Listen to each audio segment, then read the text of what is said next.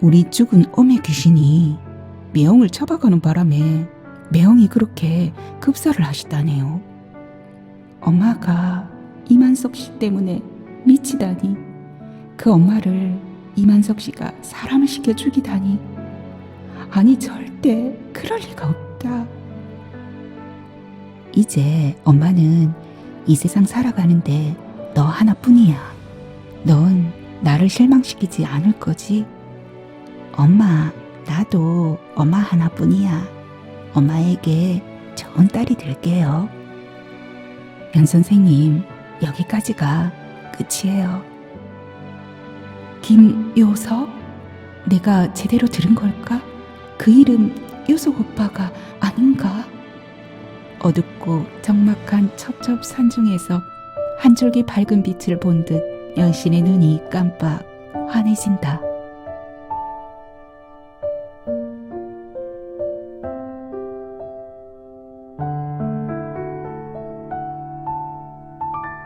안녕하세요. 하루하루 소리를 담다 하소담이에요.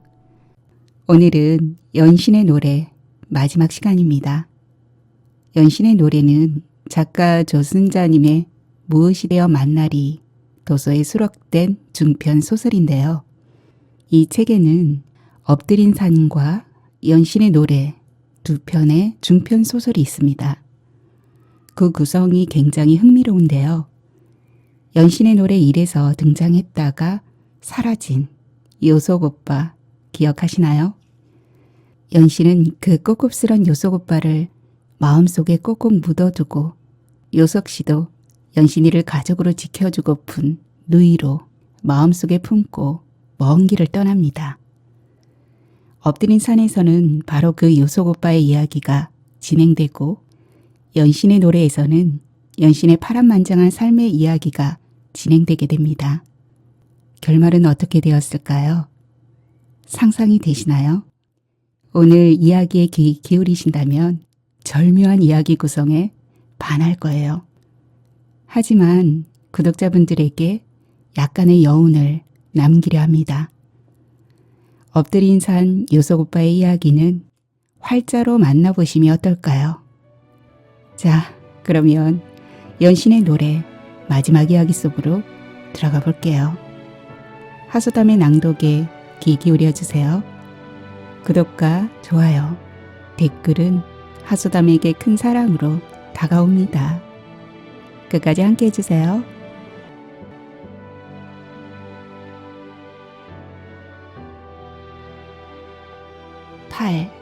겨울바다.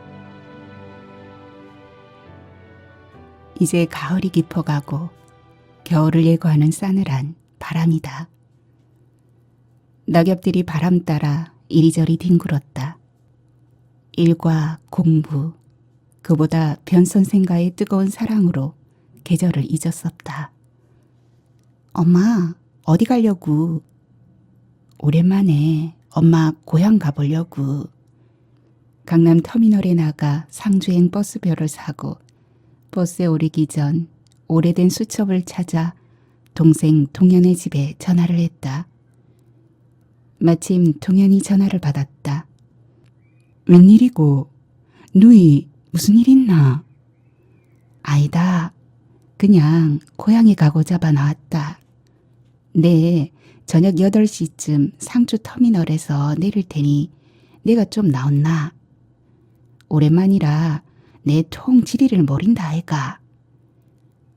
누이가 여길 오겠다고? 지금 때가 좋지 않은데. 동현이 뒷소리는 우물우물하며 당황해한다. 왜? 무슨 일인데 그라노? 너네 집에 신세 지는 게 싫라. 연신의 목소리가 날카로워진다. 아이, 대신도 내 시간 맞추어 터미널에 나갈 끼고마. 그때 보입시다. 몇 년 만에 만난 동현은 몸집도 크고 중한 모습이 나이보다 노숙해 보인다. 장가를 일찍 가서 벌써 두 아이의 아범이 되더니 꽤 의젓해졌구마. 연신은 몇 시간 전에 노여움은 사라지고 장성한 동생을 기껍게 바라보았다. 누님, 오시느라 고생하셨구만요. 아이고, 얘나도 많이 컸네. 얘나 배고프지 않나? 외삼촌이 밥부터 살 거로. 모녀를 이끌고 큰 한정식 집으로 향했다. 내 처와 아들은 다 잘 있고? 연신도 인사를 차린다. 우리 사모 잘 있습니다.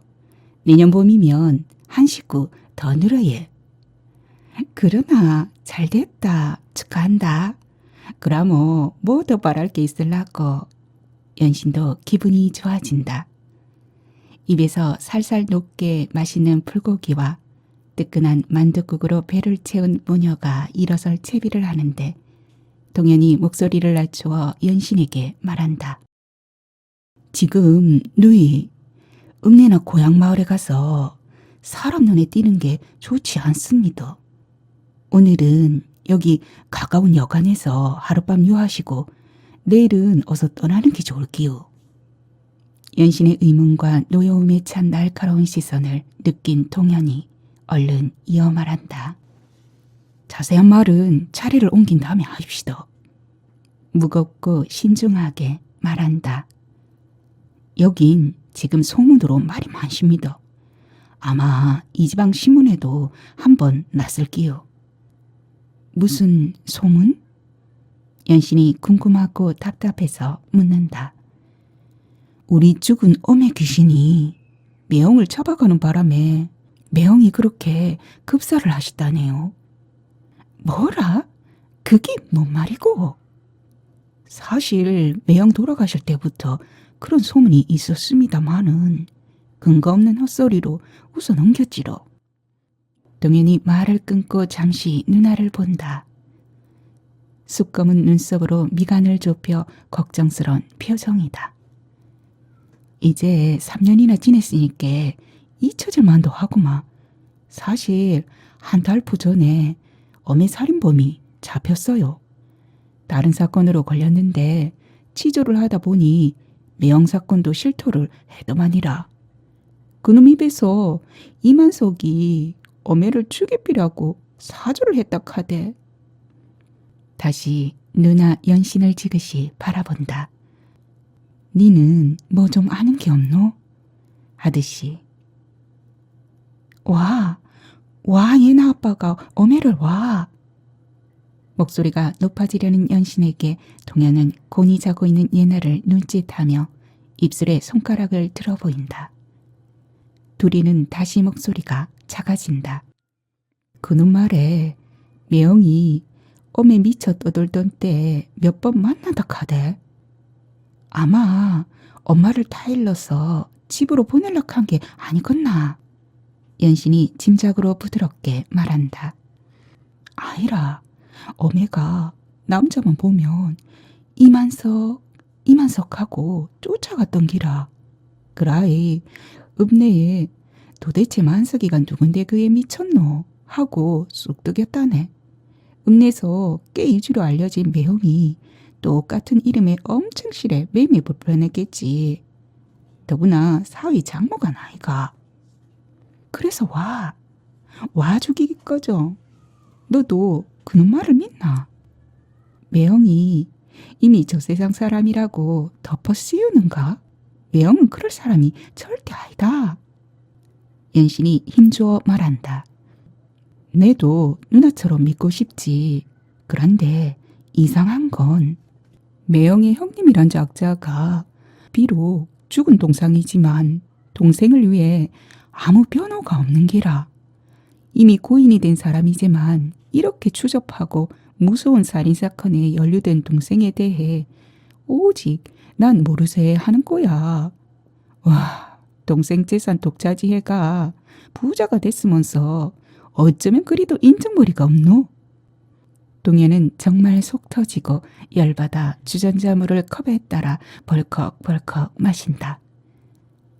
그러고 누나 왜 고향 동네 가지 말라고 하냐면. 동현은 눈을 감고 침을 삼킨다. 모두들 누나를 욕하고 미워해. 누나 보면 죽일라 같기다. 와? 와극하는데? 어느 남자를 딸이 가로챘다고. 동현은 한숨처럼 내뱉는다. 택도 없는 소리 마라. 동현아, 이 무슨 회개한 소리가? 연신이 비명을 지른다. 동현은 또 예나를 가리키며 입에 손가락을 댄다. 누나, 나도 알지. 누나의 배꼽같이 순백한 마음을 정연이 하고 내는 알지. 동현의 목소리에 흐느낌이 가득 차며 연신도 가슴이 먹먹하다. 근데 누나야, 그 시댁네 시아주버니라는 작자가 매형의 형이라는 놈과 그 마누라가 그렇게 해괴한 이야기를 엮어 동네에 소문을 퍼뜨리는 거야. 사람들은 또 그런 얘기를 좋아라 입방아를 찧어대고. 누나, 내도 여기서 사는 거 괴롭다. 당장에 여기서 두고 싶지만 장인어른이 이 고장에서 한 발도 못 움직인다 하는데 대릴사회인 내가 별 수 있노? 숨죽이고 살 뿐이제. 왜? 니도 전답을 솔창게 가지고 갔구마. 기 좀 피고 살거라. 연신의 응원에 동현이 서글프게 웃는다.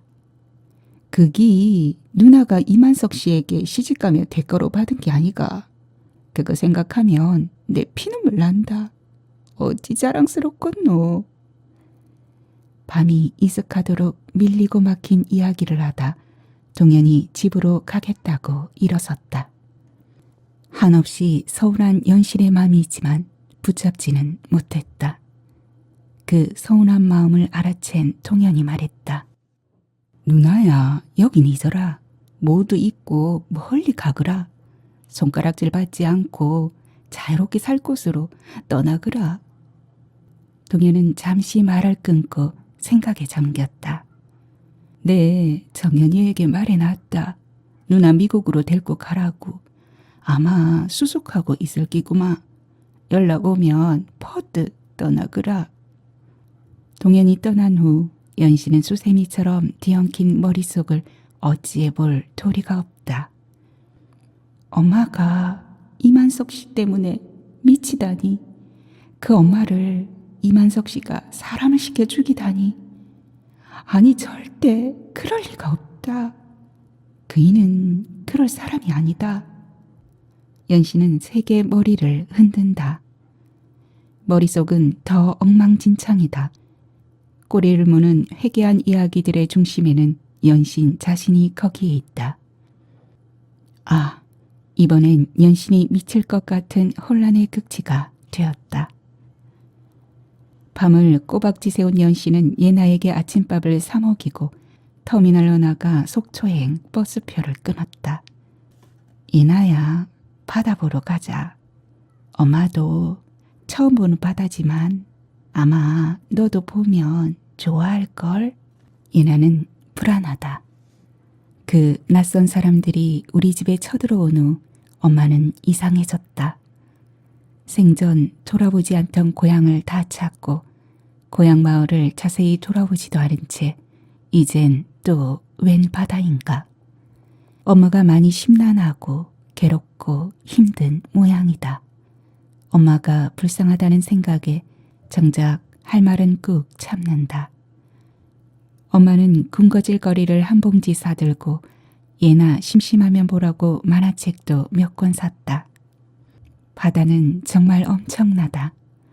넓고 시퍼렇고 또 파도 소리, 새소리로 시끄럽다. 바다와 모래벌판을 휩쓸고 불어오는 바람이 너무 차가워 금방 손발이 오그라들었다. 엄마, 춥다.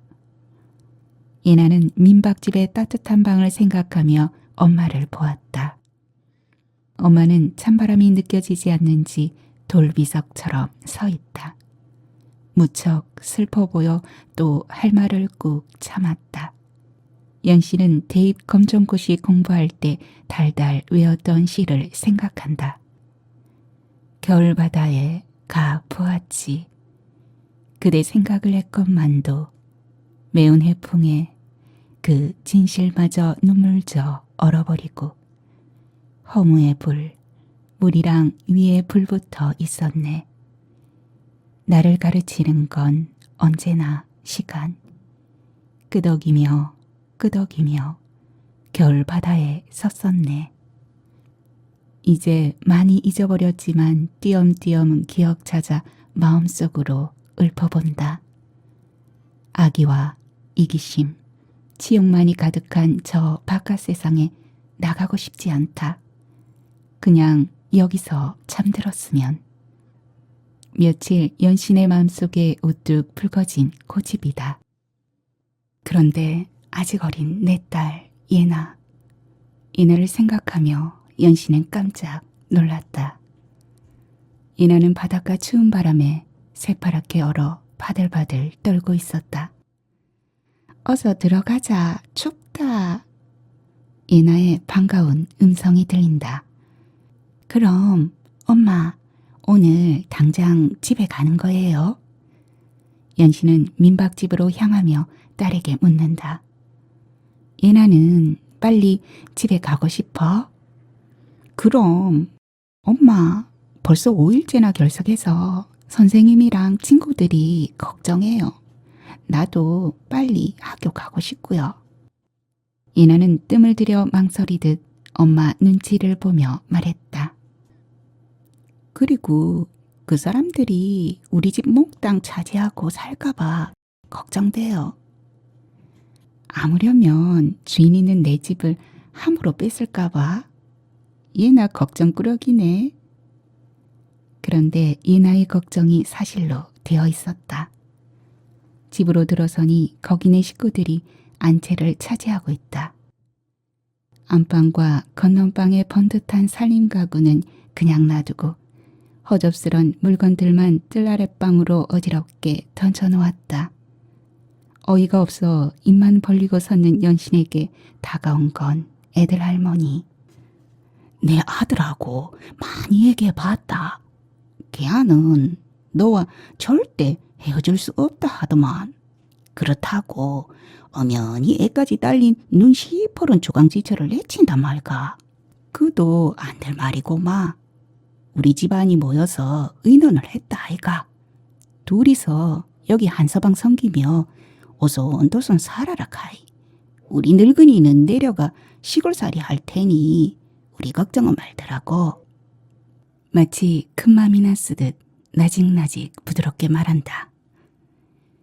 연씨는 숨이 콱 막혀 내쉬어지지가 않았다. 얼른 냉수를 한 컵 마시고 겨우 진정하며 물었다. 그 사람이 그렇게 하자고 했습니까? 공무원식이나 돼서 법률상 축첩은 안 된다는 거 모른답니까? 그라이, 우리끼리 조용히 살면 되는 게 아이가. 자네도 알고 본게 의지가지 없이 딸 하나 데리고 살더구마. 서로 기대감서 의놓고 살면 안 되겠나? 할매는 어설프게 웃는다. 내 아들 가가 자네를 무척이나 고이더구마. 자와 갈라 산다고 야단했었는데 오메 자가 애엄씨가 되어 시아리가 먹히나. 그나마 자네를 받아들여 함께 살겠다고 하는 것도 크게 양보하는겨. 지는 그렇게 죽어도 못합니다. 말이나 되는 소립니까?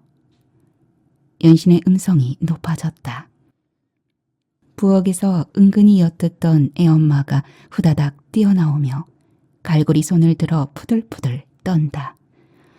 오메, 오메, 이 빤빤한 년 좀 보소. 남의 서방 뺏은 년이 아주 서방 독차지하겠다네. 내 그만큼이나 이해하고 양보해서 서방 양쪽에서 이렁저렁 살락했는데 인연 욕심이 무지하고만이라. 난 당신 서방 가운데 두고 같이 살 생각 없어요. 다 소용없으니 애들 데리고 어서 이 집을 나가세요. 안 나가면 경찰에 신고할 거예요. 연신도 이번은 질 수 없다 하고 야무지게 나간다. 경찰에 신고한다는 말에 두 여인은 주춤 겁을 먹는다. 그들이 쫀 틈을 타 더 강도 높은 엄포를 넣는다. 어디 주인 없는 틈을 타 안방을 차지하고 주인을 뜰 아랫방으로 내몰아서 같이 살자 합니까? 내 보기에 당신네들은 흉악한 도둑들입니다. 어서들 썩 나가소. 이튿날 예나가 학교에서 돌아온 후 엄마에게 편지를 한 통 건네며 쌀쌀맞게 말한다. 아랫방 아저씨가 학교까지 찾아와서 엄마에게 전해주라 하대. 이런 심부름 다음부턴 절대 해싸지 마라. 연신도 엄하게 말하며 편지를 받았다. 거기에는 다만 만나 할 말이 있으니 나오라며 장소와 시간만을 간단히 적어 놓았다. 하여간 한 번 만나 관계를 정리하고 이 집안에 주저앉아 대놓고 뻔뻔하게 나오는 그 가족들의 문제도 해결해야겠지. 집에서 멀리 떨어진 외딴 곳, 조용한 다방에서 봄 마누라가 나선 분란 이후 처음으로 그를 대했다. 연신아, 내 생각은 이랬다. 먼저 애엄마와 이혼하고 너와 결혼하려 했어. 그래서 시간이 많이 걸렸다. 너도 애엄마를 봤으니 알 거다. 얼마나 무식하고 사나운지 컨트롤이 안 된다. 그게 내 불행의 원인이다. 그는 평소 안 피우던 담배를 꺼내 불을 붙이고 깊이 빨아들였다. 와, 진작에 처자식이 있다는 말을 안 했어요. 그게 속인다고 넘어갈 수 있는 일인가요? 나는 내가 너무 탐났어. 너를 놓치고 싶지 않았어. 내가 유부남인 걸 알면 너는 벌써 도망갔을 거니까. 그럼 이제 와서 어쩌자는 건가? 당신은 생각이 있기나 한 거예요? 좀 더 참고 내 곁에 있어주면 안 될까? 내 꼭 이혼을 성사시키고 너를 정식 내 아내로 모셔올게. 모두 한통속 아닌가 역겹다. 연신은 발딱 일어섰다. 내 마음에서는 이미 당신을 지웠어요. 헛꿈 꾸지 말고 자식들에게 좋은 아버지나 되세요. 그리고 빨리 가족들 데리고 내 집에서 나가주세요. 안채를 다 차지하고 꿈쩍 않는 당신의 가족들이 이해할 수 없고 혐오스러워요. 애엄마가 저렇게 고집을 피우고 있으니 네, 원참. 그는 무력하고 소심하게 말했다. 연신은 뜰 아랫방을 치우고 예나와 함께 지냈다. 신고를 하면 그의 사회적 입지가 매우 곤란해지고 그 가족들을 쫓아내자 해도 극성스러운 애엄마의 악다구니를 견디기 어려웠다. 그러나 더 견디기 어려운 건 밤마다 기어드는 그였다. 이상하게 가족들과 어떤 합의가 있었는지 안채에선 모르는 척 아무 기척 없이 조용하다. 하지만 귀를 곤두세워 이 방을 염탐하고 있겠지. 아, 이건 아냐. 이런 추접한 일에 얽혀들 수 없어. 견딜 수 없어 저녁이면 예나를 데리고 낮에 일하는 식당으로 갔다. 영업이 끝나 문을 닫은 가게방에서 자는 것이다. 예나야, 미안해. 조금만 참아. 엄마, 난 괜찮아요. 엄마가 너무 힘들어하는 게 속상해. 이제 엄마는 이 세상 살아가는데 너 하나뿐이야. 넌 나를 실망시키지 않을 거지? 엄마, 나도 엄마 하나뿐이야. 엄마에게 좋은 딸이 될게요. 모녀는 딱딱한 의자를 길게 붙여 만든 불편한 침상에서 소곤소곤 서로를 위로하며 손을 꼭 잡고 잠드는 것이다. 반갑게도 동생 정현우로부터 항공 우편이 왔다. 이민 허가가 떨어졌으니 수속을 밟고 어서 오라는 내용이었다. 수속하는 과정을 자세히 설명하고 항공료도 예납해 두었으니 비자 발급이 완료되면 곧 오라는 것이다. 너무 반갑고 고마운 청년의 편지. 이건 지옥 불구덩이에서 파뿌리 한 줄기에 의해서 벗어나는 기분이다. 말도 통하지 않고 먹고 살 길도 막막한 이국에 가서 어찌 사나 하는 건 걱정도 아니다. 연신아, 어떻게 그렇게나 냉정할 수 있는 거니? 이민수속을 하기 위해 퇴거 신고를 한 것이 그 동사무소 동료에 의해 알려진 모양이다. 그는 연신이 일하는 식당까지 찾아왔다. 연신의 사정을 잘 아는 주인 아주머니가 밉살스런 눈총을 마구 쏘아대는데도 그는 끈질기게 연신만 쳐다보았다. 연신은 그를 데리고 옆 다방으로 갔다. 변 선생님, 그동안 감사했어요. 저를 가르쳐 주시고 또 사랑해 주신 것도. 그러나 우리 여기까지가 끝이에요. 알면서 짓는 죄는 저 자신에게도 용납되지 않아요. 저를 선선히 보내주세요. 9. 또 다른 출발. 연신은 어둠이 짙은 밤 간소한 짐을 꾸려 예나의 손을 잡고 집을 나섰다. 변선생 가족을 만나서 이별의 인사를 할 엄두는 나지 않았다. 그 탐욕과 이기심, 악의로 가득 찬 이들에게 무슨 대화가 필요한가? 예나야, 우린 미국으로 가서 새롭게 시작하는 거야. 엄마는 더 똑똑하고 씩씩해질 거야. 예나가 함께 있으니 난 용감한 엄마가 될 거야. 예나는 대답이 없다. 낮에 학교에서 반 친구들에게 이별의 인사를 한 것이 아직도 서운하고 슬픈 것일까? 예나야, 우리 미국 가서 살면 뜰이 넓은 집에서 꽃도 가꾸고 예쁘게 꾸미고 재미나게 살자.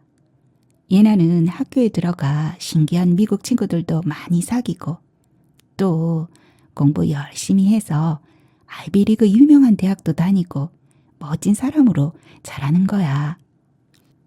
김포공항 로비에서 밤을 지새운 연신 모녀는 다음날 아침 일찍 출발하는 미국행 비행기에 용감하게 올라탔다.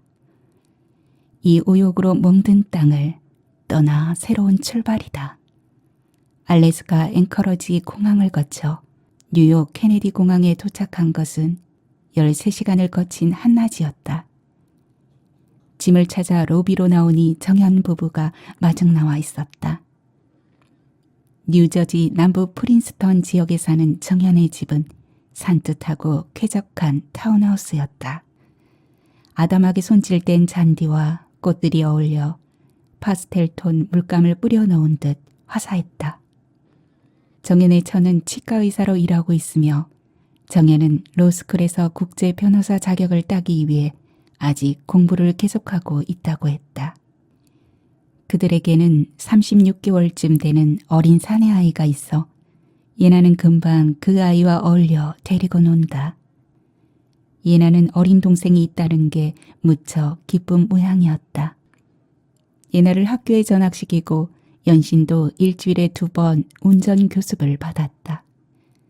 기초 영어라도 익히기 위해 이민자들을 위한 교육기관 ESL에 등록하여 영어 공부도 했다. 모든 게 만족스럽고 희망적이다. 정연이도 올케의 낙관적 예측대로 무난히 변호사 자격 시험에 합격했다. 자동차 라이센스를 획득한 연신이 중고차 넘어 하나 얻어 직접 운전하며 예나와 아기 리안을 학교와 데이케어로 라이드하며 미국 생활에 적응해 갔다. 여름날 뒤뜰 데크에서 구워 먹는 소고기나 생선, 바베큐의 맛이라니. 연신은 과거의 어두운 기억을 씻어내고 예나와 함께하는 새로운 가능성, 희망에 힘이 났다. 어느 날 저녁 식사 후 올케와 예나는 각자 방으로 올라가고 연신과 정연이 마주 앉았다. 네, 커피 한 잔 내려줄까? 아니, 누나, 오늘은 누나와 와인 한 잔 하려고. 와인 한 병과 잔 2개를 내온다. 누나에게 정착할 기반을 더 마련해줘야 하는데 미안하게 됐어. 정연은 와인을 한 모금 마시며 이야기를 계속했다. 사실 벌써부터 계획이 있었는데 우리 부부는 샌프란시스코로 곧 이사 가게 됐어. 여기도 살기 좋구마. 왜 그 먼 데로 가노? 거기에 와이프나 내게 좋은 찬스가 있어. 놓치기 아까운 기회야. 와이프의 친인척이 모여 살기 때문에 입지도 든든하고. 정연은 와인을 마신다. 무척 면목 없는 표정이다. 장차 변호사로 일을 하려면 그것이 여러모로 유리해. 그래, 내게 좋은 여건이라면 그리로 가야지. 가서 크게 성공하거라. 말은 배짱 좋게 했으나 당장 겁이 나고 막연하다. 넨 우찌 살아야 하노? 연신의 머릿속이 복잡해졌다. 입안이 바짝 타들어 연신도 얼결에 와인을 한 모금 꼴깍 마셨다. 동현형이 한국서 인편에 돈을 보내왔더마. 누나 살만한 발판을 만들어주라고. 내 누나 이름으로 예금해 두었어. 뭘 할지 연구해봐. 걔가 농투성이 걔가 무슨 돈이 있다고. 얼마나 보냈는데? 적지 않은 돈이야. 5만 불쯤 되더군. 연신의 홀로서기 프로젝트는 여간 비장한 게 아니었다. 우선 브렉퍼스트 가게의 일자리를 찾았다. 새벽 6시부터 오픈하는 이곳은 즉석에서 간단히 만들 수 있는 샌드위치나 핫도그, 볶은 소고기나 닭고기를 치즈와 함께 바게트 빵 가운데 끼워 넣은 치즈 스테이크, 야채와 햄과 치즈를 듬뿍 넣은 호기, 그리고 커피, 주스 등의 다양한 음료를 파는 가게이다. 이 가게를 선택한 것은 새벽 일찍 일을 시작하지만 브렉퍼스트, 브런치, 런치까지만 서빙하고 장사를 끝내 2-3시쯤 문을 닫는다는 이점이 있는 것이다. 오후 시간을 예나와 같이 보낼 수 있는 여유가 생긴다는 것이 썩 마음에 들었다. 예나는 유치원 다닐 때부터 벌써 바깥 세상에 눈 떴었다. 유치원 졸업을 할 즈음에는 이미 자신은 이 세상 이치를 훤히 안다고 자부했다. 집안 가족들로 구성된 면면을 보며 그들의 속을 꿰뚫어 보았고 집을 드나드는 친척이나 이웃 또는 아빠를 만나러 오는 손님들도 나름대로의 인간성이나 용무, 목적 등을 파악했던 것이다. 항상 낮은 목소리와 소극적인 행동 반경 안에서 조용히 움직이고 사는 엄마를 답답해하며 그래도 든든한 아빠가 있어 다행이라고 생각했다. 그 태산같이 믿음직하던 아빠가 갑자기 돌아가시고 급기야 엄마는 밤도망처럼 고향을 떠난다는 게 너무 어이없고 슬펐다. 이 기막힌 상황에서 아직 어린 자신이 뭘 할 수 있을까 생각해 보았다. 그 결과 우선 공부를 열심히 하는 것이 중요하다는 생각이었다. 차츰 자라나며 예나는 엄마의 연애를 곁에서 지켜보게 되었다. 예나가 볼 때 변 선생님은 너무 찌찌하고 비겁해만 보이는 남자였다. 엄마는 왜 그에게 사정없이 넘어가는 건가? 그 원인을 생각해 볼 때 엄마의 약점은 학력 콤플렉스였다. 엄마를 가르쳐준다는 바람에 그에게 빠져들지 않았던가. 가엾은 엄마를 위해서 예나가 해야 할 일이 하나 더 생겼다. 자신이 공부를 열심히 하는 것도 중요하지만 분별 없고 나약한 엄마를 앞으로는 내가 책임져야 한다는 것이다. 한껏 상심한 엄마가 동해 바닷가에서 그 찬바람을 맞으며 돌덩어리처럼 굳어 먼 바다만을 응시하고 있을 때 예나는 죽도록 추웠지만 불쌍한 엄마를 자신이 보호해 주어야만 한다는 또 하나의 새로운 결심으로 주먹을 꼭 쥐고 추위를 참았던 것이다. 미국으로 건너온 뒤 예나의 역할은 정말 더 중요해졌다. 예나가 학교에 다니며 빠른 속도로 영어 소통의 실력을 키우는 동안 엄마는 식당에서 몇 가지 간단한 아침 식사 메뉴를 배우며 미국 생활의 터전을 닦아갔다. 그리고 얼마 후 조그만 브렉퍼스트 식당을 차렸다. 학교 복도처럼 긴 공간에 한편으로 길게 식탁과 의자를 배치한 아주 조그만 규모였다. 그러나 손님들은 주로 앉아서 느긋하게 식사를 하기보다는 봉지에 넣어주는 음식 보따리를 손에 쥐고 종종 바쁘게 뛰쳐나가는 편이어서 좁은 장소는 별 문제가 아니었다. 다만 엄마가 영어가 너무 딸린다. 재료를 주문하거나 결제하는 일, 글을 모르니 페이퍼워크도 쉽지 않고 모두가 못 믿었다.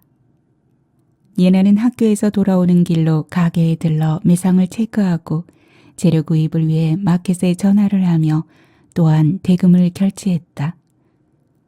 어쩜 예나야, 너 없으면 이 무식한 엄마 어쩔 뻔했니? 엄마는 찬탄과 경의의 눈으로 쑥쑥 자라 처녀가 다 된 딸을 바라보았다. 엄마는 손이 커서 재료를 너무 많이 넣는 거 알아? 좀 적당히 넣으세요. 아이고, 우리 매니저님 알아모시겠구먼요. 하지만 햄이나 치즈가 두둑히 들어가니 우리 가게로 손님이 몰리는 거 아니겠나. 소규모의 장사지만 곧 잘 되는 가게에서 번 돈으로 꿈꾸던 집도 사게 되었다. 예나야, 이제 나도 좀 이력이 붙어 나 혼자서도 이 가게 꾸려갈 수 있거든. 일이야 조급은 한 사람 두고 하면 되고. 그러니 넌 이제 여기 손 끊고 학교 공부나 열심히 하거라. 예나는 집에서 가깝고 학비도 저렴한 커뮤니티 칼리지에 다니고 있었다. 근데 여기는 2년제이고 학업을 계속하려면 4년제 대학으로 전학을 해야 하는 단계이다. 그래서 엄마의 성화가 시작된 것이다. 엄마야, 난 유명 대학 졸업장이나 변호사, 의사 직업 부럽지 않아요. 난 마케팅 전공으로 할 거예요. 대학을 졸업한 다음 직접 유통업으로 뛰어들려고요. 그중에서도 식자재 판매 쪽으로요. 돈을 벌려면 장사가 최고란 걸 알았거든요. 예나는 이미 자신의 장래를 위한 계획을 세워놓았기에 자신감이 넘쳤다. 이제 23살의 나이, 예나에게 독립적이고 주관적이며 모든 가능성이 열린 신나는 세계가 펼쳐진 것이다. 이제 제법 새 직장에 익숙해지고 동료들과 친숙한 대화를 나눌 정도로 몇 달이 지난 10월 셋째 목요일. 예나는 어느 때처럼 일찍 자리에서 일어나 샤워를 하고 청바지에 코튼 하얀 블라우스, 경쾌한 차림으로 출근하기 전 살짝 엄마의 방으로 스며든다. 엄마는 새벽 장사라 벌써 일을 나가고 엄마의 익숙한 향기만 은은히 떠돈다. 오늘도 하늘만큼 땅만큼 행복하세요. 엄마 사랑해요. 포스트잇에 굵은 펜으로 날렵하게 써서 화장대 거울에 붙이고 다시 한번 방을 휘둘러 보며 그 방을 나섰다. 예나는 차에 올라타고 안전벨트를 매며 다시 집을 올려다보았다. 엄마와 내가 고르고 골라서 사고 정리하고 장식한 예쁜 집. 예나는 미소를 지으며 천천히 차를 움직여 집을 떠났다. 다운타운에 있는 예나의 직장까지 연결해주는 도로는 N613이다. 왕복 8차선의 넓은 도로는 논스톱 하이웨이로 모든 차들은 이 길로만 들어서면 미친 듯이 속력을 냈다. 예나는 어느 때와 같이 FM 91 사이클에 맞춘 클래식을 들으며 비교적 안전한 이 차로로 들어서 침착하게 엑셀을 밟으며 운전대를 똑바로 잡고 운전해갔다. 완전히 모범 운전의 전형적인 자세다. 그런데 이게 뭔가 알아차릴 새도 없이 거대하고 검은 물체가 폭탄처럼 달려와 예나의 운전석을 강타한 것이다. 예나의 과실은 전혀 없었다고 했다. 졸음운전을 하던 트럭 운전자가 폭주를 하였다. 그 트럭에 앞서가던 차가 옆길로 빠지자 갑자기 60m 전방에 예나의 차를 봤지만 그 자체 속력을 제어하지 못하고 옆 차로로 피하려는 게 이미 예나 차의 운전석을 들이받게 되었다고 사건을 조사한 경찰이 경위를 말해주었다. 그리고 예나의 죽음을 확인한 의사는 너무 순식간에 일어난 사고여서 사망자는 미처 위험을 자각하지 못하고 그래서 죽음의 고통도 느끼지 않았을 것이라고 침통한 목소리로 말했다. 예나의 죽음을 확인하고 장례식을 치르고 그리고 빈집으로 돌아온 연씨는 도무지 현실을 분간할 능력을 잃었다. 날짜와 시간은 저대로 영원이고 저녁 어두워질 무렵이면 밖을 내다보며 예나의 깜찍한 빨간색 BMW가 오기를 목을 빼고 기다렸다. 긴 밤 텅 빈 예나의 방에서 딸의 부재를 확인한 후에는 쓸개를 짜낸 듯 스물로 가득한 위장숙을 세찬 구토로 비우며 세상과 삶을 저주했다. 귀신아, 날 잡으러 와라. 내가 너를 이렇게 간절하게 기다린다. 아무런 대꾸 없이 집안은 적막하고 어둡다. 그때 누군가 현관으로 들어서는 기척이 난다. 묵직하게 감각으로 파동쳐오는 어떤 움직임, 파르르 약한 바람결로 피부를 스치는 차가운 바람. 아닌 게 아니라 어둠 속에 흰 덩치가 희미한 윤곽을 보이며 다가오고 있다. 연씨는 눈을 크게 뜨고 그 의심스러운 존재를 노려보았다. 그의 모습이 차츰 선명해지며 이만석 씨로 인식되었다. 아, 당신 예나 아버지 어찌 해까지 찾아왔습니까? 연씨는 반가움에 겨워 그에게 손을 내밀었다. 다가온 만석 씨는 연신을 지그시 내려다보았다. 말없이 한참을 내려다보았다. 근심과 슬픔, 연민 가득한 다정한 시선이다.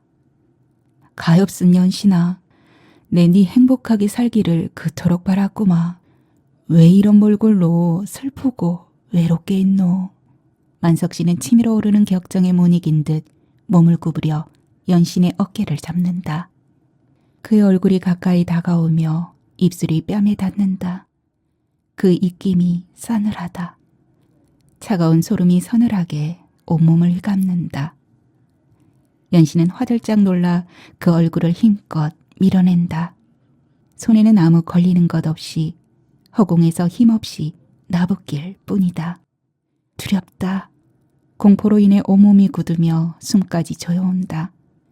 깊은 물속에서 허우적거리다 확 숨을 토해내며 위로 솟구치듯 안간힘을 써 정신을 차렸다. 연씨는 온 힘을 모아 비틀거리며 일어서 아우지의 깃을 걸치고 밖으로 뛰쳐나왔다. 쨍한 새벽의 한기가 온몸에 오싹했다. 동트기 전 어둠이 옅어지고 터키블로 하늘에 졸린 듯 깜빡이는 별 몇 개. 연씨는 무의식적으로 뛰고 달렸다.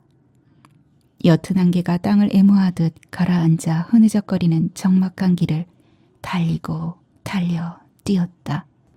등 뒤가 공포로 아슬아슬하다. 저 앞으로 밝혀져 있는 오렌지빛 환한 등불이 무척이나 반가웠다.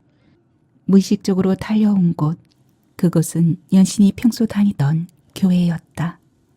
연신은 숨을 헐떡이며 교회 안으로 들어섰다.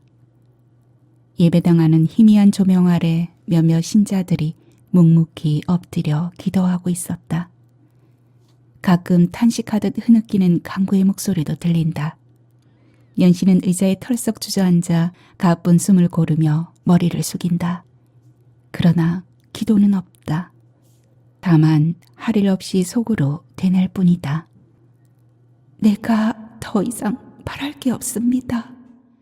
나를 주의 뜻으로 거두어 주세요. 얼만가 시간이 흐르고 실내의 불이 환해지며 간소한 새벽 예배가 시작되었다. 찬송가를 부르고 간단한 목사님의 설교 말씀으로 이어진다. 시편 118장 5, 6절을 보십시오. 찾으셨다면 다 함께 소리내어 읽어봅시다.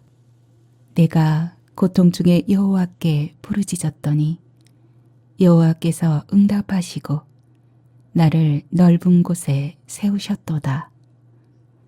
여호와는 내 편이시라. 내가 두려워하지 아니하리니 사람이 내게 어찌할까.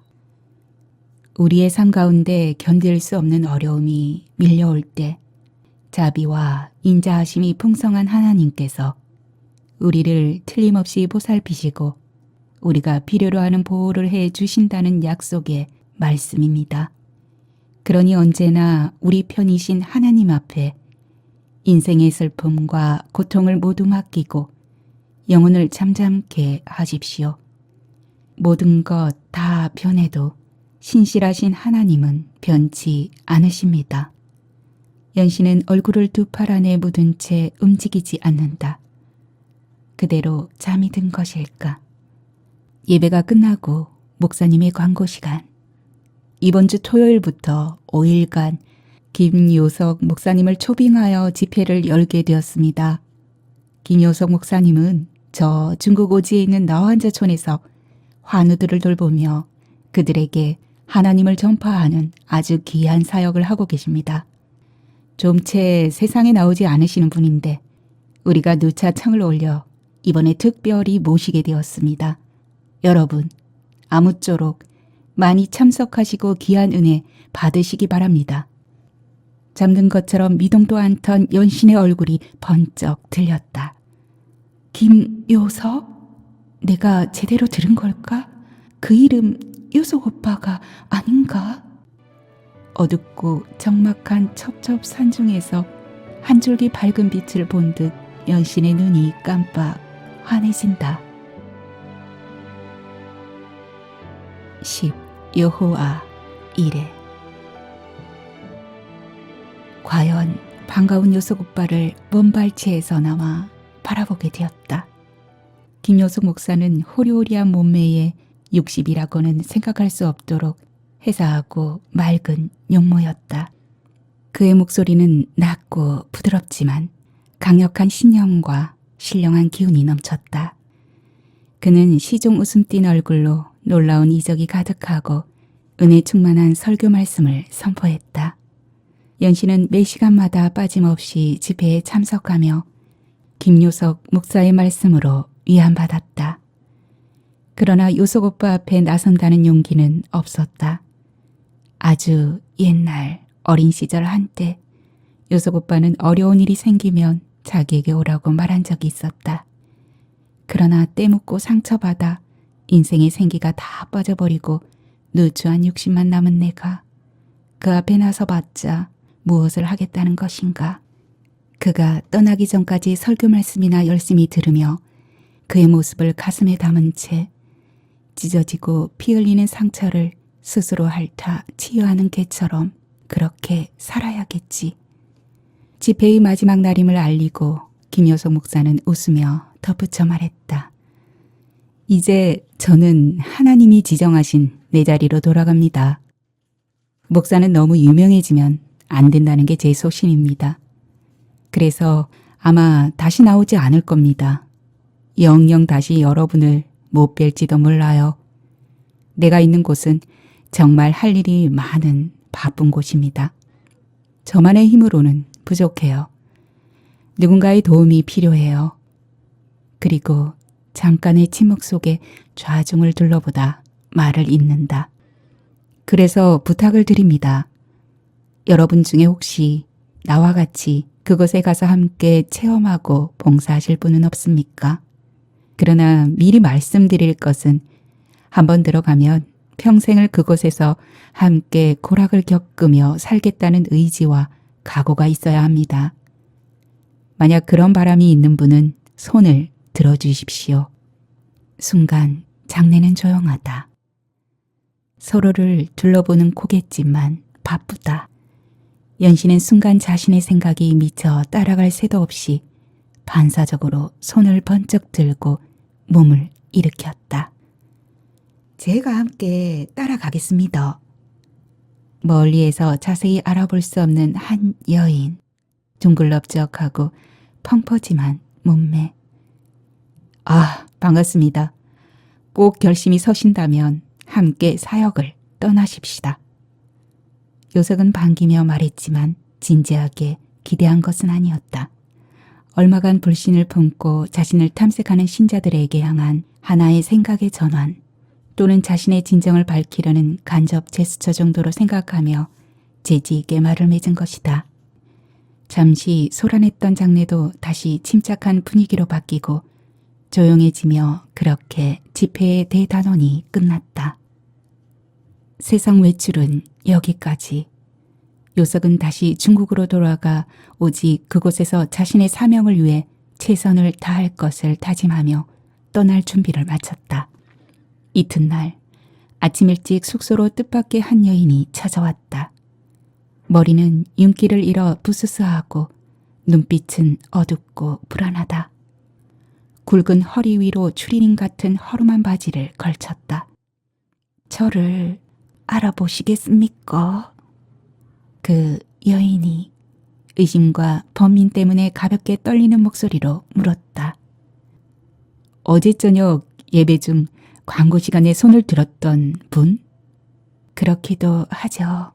하지만 그 전에 고향에서 여인의 말을 마치기도 전에 요석의 입에서 탄성이 흘러나왔다. 아, 연신이 정말 당신이 내 앞에 있는 거요? 믿어지지 않아 다시 물었다. 오빠, 요석 오빠, 넨 이름만 듣고도 금방 알아십니다. 요석은 두 팔을 활짝 펴서 그녀를 꼭 끌어안았다. 요석의 품에 안긴 연신의 몸피는 지난 세월 18 가늘고 탄탄한 몸매와 느낌이 다르다. 넓고 부드럽고 따뜻한 이브의 품. 긴 세월 외로움과 시련을 오직 신앙으로 극복하고 버티며 살아왔던 요석은 그 연신의 품에서 문득 잊어버리고 살던 한 인간의 그리웠던 향기를 맡았다.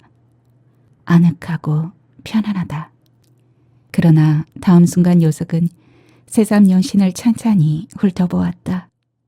물질 문명이 풍족해 기름기가 줄줄 흐르는 이 좋은 곳에 전혀 어울리지 않는 황폐한 얼굴, 허술한 옷차림, 허기진 모습. 도대체 당신은 어떻게 살고 있는 거요? 마음속으로 심각하게 묻는다. 우선 안으로 들어갑시다. 들어가서 아침 식사부터 합시다. 오래전 학교 운동장 뒤편에서 허물없이 반찬을 나누어 점심밥을 먹던 그의 앞에서 연신은 실로 오랜만에 요석이 지어준 숟가락으로 국을 떠먹는다. 오랜만에 먹는 따뜻한 밥과 국이다. 연신이 정말 나를 따라 중국 오지에 들어가 함께 일할 결심이 있는 거요? 요석이 감상에서 벗어나 정색하고 진지하게 물었다. 돌아볼 것이 없어 예. 돌아보면 웬통 조금뿐이라 해. 기어드는 조그만 목소리. 요석은 혼란된 마음으로 연신을 깊숙하게 바라본다. 그 얼굴은 굵은 매를 맞으며 제대로 할 말도 못하고 참고 참으며 살아온 인고의 얼굴이다. 한때 제게도 가족이 있었어요. 맹세하건대 난 그들을 위해 정성껏 힘을 다 바쳤어요. 근데 무슨 이유인지 하나 둘 모두 나를 떠나는 거예요. 뭔가 하나하나 이유가 있을 텐데 난 그것을 알 수가 없어요. 난 그게 너무 슬프고 슬퍼 절망하고 있었어요. 지금 내 곁에는 아무도 없어 얘. 그래서 나도 인간관계가 텅 비어버린 내 자신을 떠나려는 생각만 했어요. 연신아, 나를 이곳으로 보내서 너를 만나게 해주신 게 주님의 뜻이었구나. 그래서 망설이던 내게 주께서 나가라고 명령하셨어. 요석은 연신의 푸석한 머릿결을 손으로 쓰다듬으며 마음속으로 탄식했다. 오빠, 난 사람에게 정을 주고 또 인간에게 기댄다는 게 너무 두렵고 못 믿어워요. 마음을 주고 기댄 만큼 그들이 떠나고 난 다음에 그 절망을 견디는 게 죽음보다 더 힘들었어요. 연신은 얼굴을 떨구었다. 무릎 위로 뚝뚝 굵은 눈물이 떨어졌다. 나도 세상이나 사람의 일은 잘 모른다오. 다만 나는 천지 만물을 주관하시는 하나님만 바라보며 그분의 뜻을 따라 살아왔는데 그분의 역사하심에 실망한 적은 한 번도 없었소. 오히려 그 은총 안에서 기쁨과 만족을 느끼며 행복하게 살아왔어요. 과연 나도 그렇게 하나님 나라에 새로운 소망을 가져도 될까요? 연신이 물었다. 이 또한 하나님의 섭리가 당신을 내게 오도록 인도해 주신 거요. 하나님의 역사는 세밀하시고 변치 않으시니 이제는 당신에게 더 이상의 실망이나 슬픔은 없을 거요. 이제 우리들의 인간적인 고뇌는 주님께 맡기고 하나님을 전파하는 사역에 우리 능력과 힘을 모두 쏟으라고 주께서 주신 기회요. 우리에겐 아직도 할 일이 태산이란 말입니다. 요석은 연신의 손을 잡고 감사와 기쁨에 겨운 기도를 오래도록 했다. 요석과 함께 중국으로 떠나는 연신은 이제 시름을 씻어낸 충족한 얼굴이다. 여태 많이 맞고 잃은 것도 많은 채 살아왔지만 맺히거나 한스러움이 아닌 천국의 평화가 스며든 지극히 편안한 모습이었다. 태초에 하느님이 선물로 주신 이불을 바라보는 아담의 마음이 이런 것이었을까? 요석 또한 벅찬 감동으로 연신의 손을 꼭 쥐어주었다. 둘은 잡은 손을 놓지 않았다.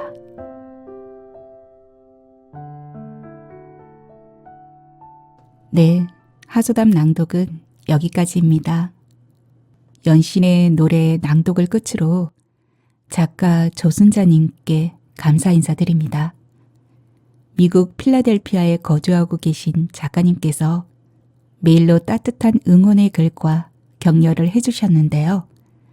채널 성장의 마중물이 아니었을까 싶습니다.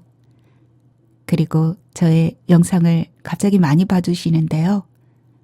몸둘 바를 모르겠습니다. 감사합니다. 그러면 하수담은 다음 영상에서 또 뵙겠습니다. 편안히 계세요. 감사합니다.